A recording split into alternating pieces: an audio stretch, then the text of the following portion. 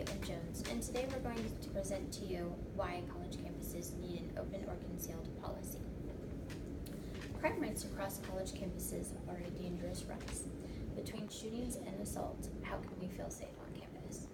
Yes, college campuses generally have crime rates, but nonetheless, they still have crime.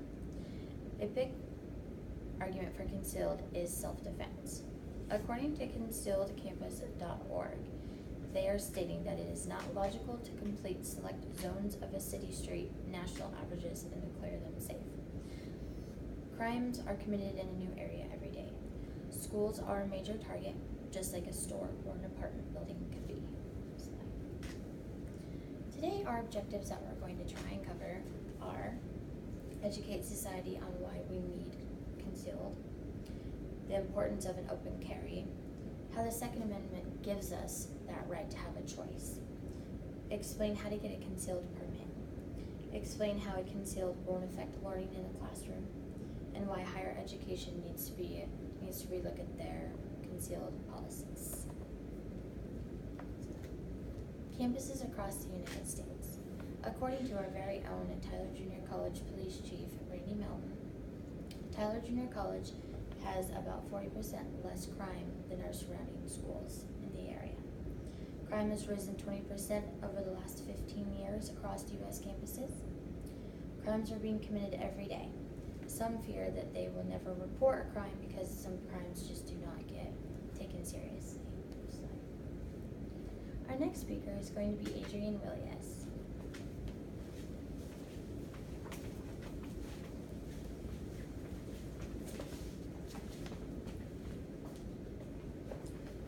Hello, my name is Adrienne Willis, and I'm just going to be talking on a few points as to why I think that it's important for open carry on campus. To enhance the safety of students, faculty, and staff, and to prevent acts of violence and other crimes, and how it goes with the Second Amendment. Concealed weapons should be allowed on campus. The only thing that makes them dangerous are the individuals that wrongfully use them. When carried on campus, they should be used for protection purposes only. We live in an unpredictable society. In my opinion, it is much better to be safe than sorry. On this campus alone, there have been some incidents that have occurred that could have possibly had a different outcome if the victim or someone around had been able to carry a weapon. One incident in particular was a sexual assault on campus. Although many things could have been done to avoid this incident, someone licensed to carry could have stopped this. A young lady had given her access card to a young man and left for the weekend. He then proceeded to go into the bathroom and he sexually assaulted her sweetly in the shower. He also happened to try to assault another young lady, but he was then caught, and come to find out he was also wanted for a capital rape charge out of Louisiana.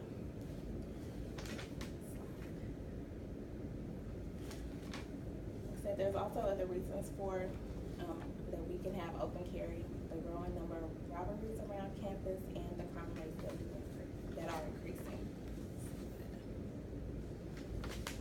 The Second Amendment to the U.S. Constitution protects the right of the people to keep and bear arms.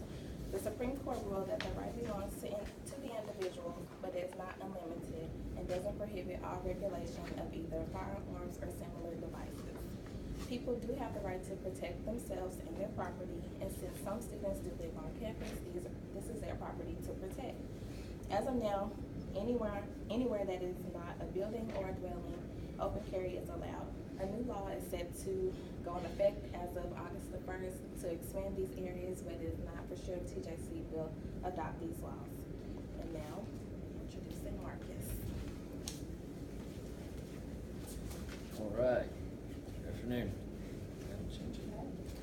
So what I'd like to speak about is why we need to educate students, facilities, staff, everybody in the campus. So when people see that they're going to start allowing guns on campus or anything like that, they automatically get scared. They don't think of the whole process that it requires to actually get a handgun and a concealed carry license. So what we need to do is educate everyone on this subject and show that it's not so easy to actually get a concealed handgun license, and there's a lot of requirements needed to go into it. So knowledge is power, and I want to show about everyone how to get a concealed permit, and also I want to talk about how knowledge is power and how it won't affect learning students in facility. So the things that you need to know is about getting your concealed handgun license is there's a lot of qualifications that you need to get. One of them is that you must be 21, you must not have any felonies. You have to do an extensive background check to be able to qualify to actually be able to carry a weapon. You have to submit a fingerprint with your local law enforcement office. You have to get your background checks. You have to submit your employment for the last 5 years. Any history of drug use, anything like that, they're going to take that into consideration when they're offering somebody to be able to carry a weapon and then potentially use it as self-defense if needed. There's also a class that you will have to go to and complete and pass, and basically demonstrates that you understand all the proper steps and procedures and safety and everything that you need in order to carry that weapon accordingly and be responsible with it, and understand the difference between using self-defense and having it, or just using it being crazy. So there's a lot of maturity that goes into this.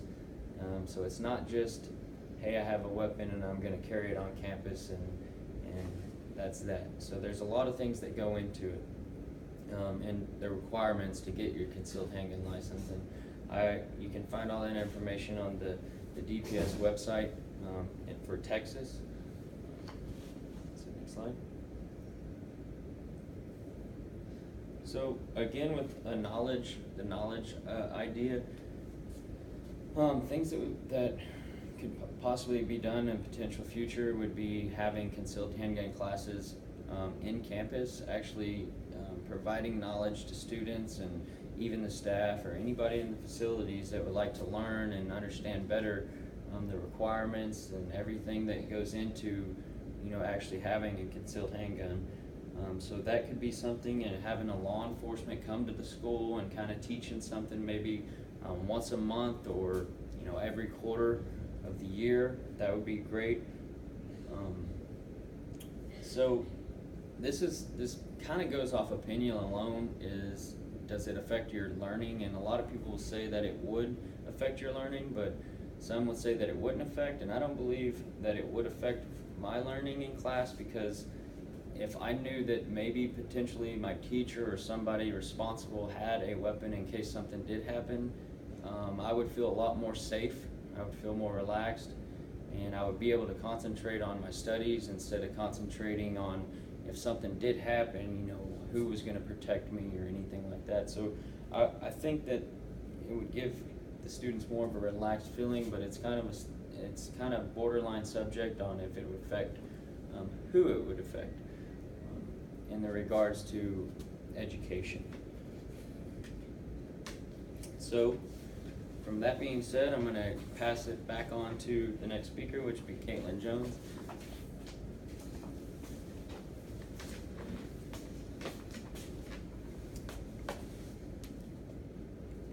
Okay, so all in all, having a concealed weapon on college campus is a very controversial political argument.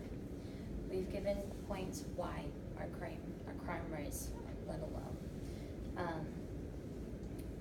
College campuses need to rethink their policies because of our crime rates, especially our crime rates. As a student, we should have the option to protect our house and our home, because when we live on campus, this is our house and our home, and according to our Second Amendment rights, we should have that option. Also, it would help deter criminal activity on campus, from the sexual assaults to the armed robberies, and just from the surrounding areas of where the campuses are located. And with proper instruction, we could save a life with offering classes. It's not the gun that kills people, it's the people that kill people. And that will conclude our speech.